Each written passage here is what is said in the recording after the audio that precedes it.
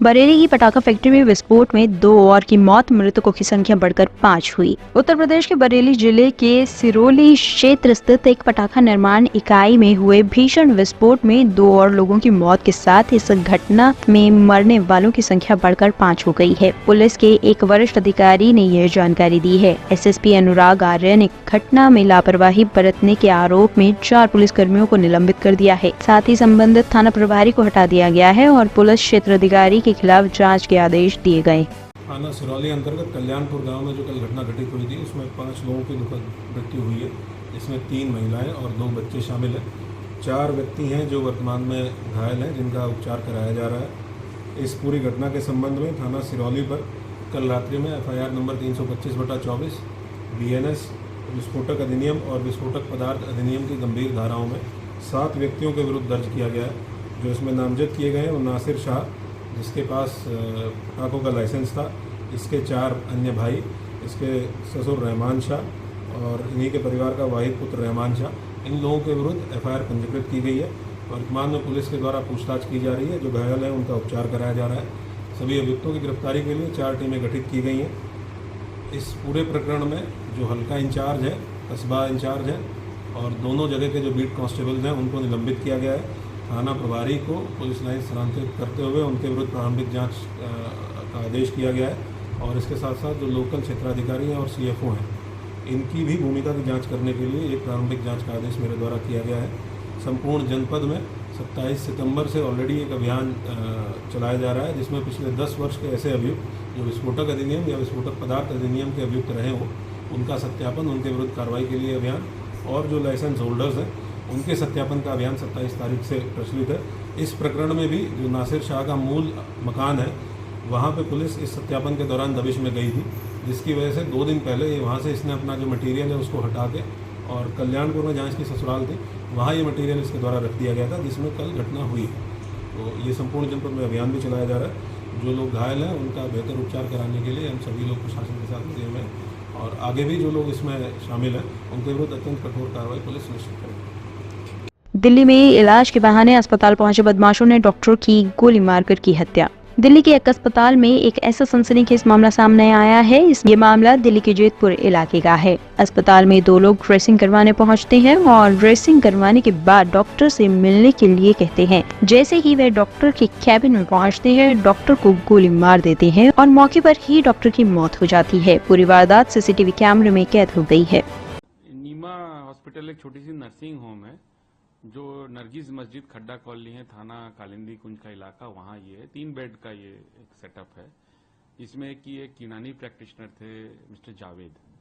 तो घटना का क्रम ये है कि कल करीब 1:15 बजे 1:15 के आसपास 2 लड़के आए।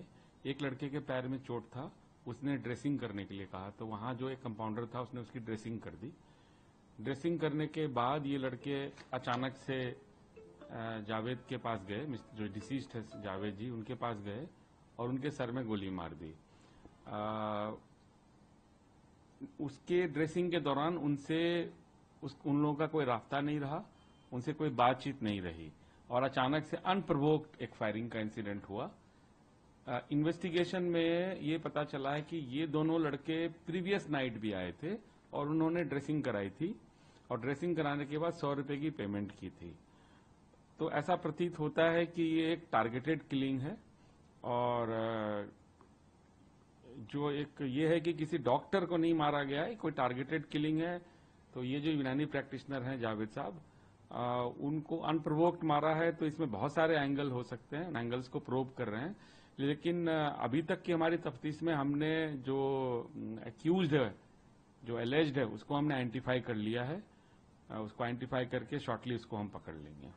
सर, जैसा आपने बताया कि ये जुगनाई एक दिन पहले भी आए थे और लगातार मतलब कि 1-2 दिन हो गए आते हुए भी, तो क्या शुरू मोटिव क्या लग रहा है? फिर ऐसा तो नहीं लग रहा कि सिर्फ किसी को हॉस्पिटल के अंदर मारा? नहीं, मोटिव बड़ा क्लियर है, उनको पता है, रूटीन पता है, रेकी करने आए हैं, वो रेकी करके गए हैं और रेकी करने के बाद अब एक बार एक्यूज मिल जाता है या तफ्तीश थोड़ी और आगे बढ़ती है तो पता चलेगा कि इनका कोई पर्सनल रंजिश था या किसी के कहने पे किया है। ये बहुत ही अर्ली इन्वेस्टिगेशन है, थोड़ी देर में और जैसे दिन बीतेगा इसमें क्लैरिटी आ जाएगी। सर जावेद जी का प्रोफाइल बता दीजिए, कब से यहाँ पे कर रहे थे, क्या मेरे इन्फॉर्मेशन के मुताबिक पिछले कुछ महीने से यहाँ आते थे।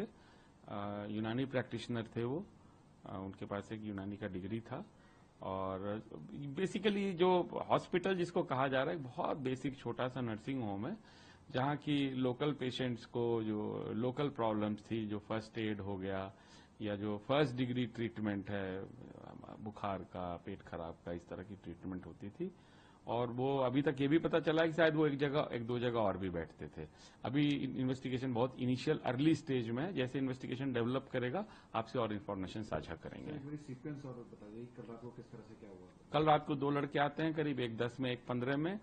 उनको एक जो लेडी अटेंडेंट है वो गाइड करती है, वो एक बेड पे जाके बैठते हैं। वहां वो चूंकि पिछली रात भी आए हैं तो उनको पता है, फिर लेडी अटेंडेंट एक मेल अटेंडेंट को बुलाती है, मेल अटेंडेंट उनको ड्रेस कर देता है। वो ड्रेस करने के बाद उसकी पट्टी लग जाती है, तो दवा लिखवाने के लिए या दवा लेने के लिए या किस पर्पज से ये दोनों हट जाते हैं।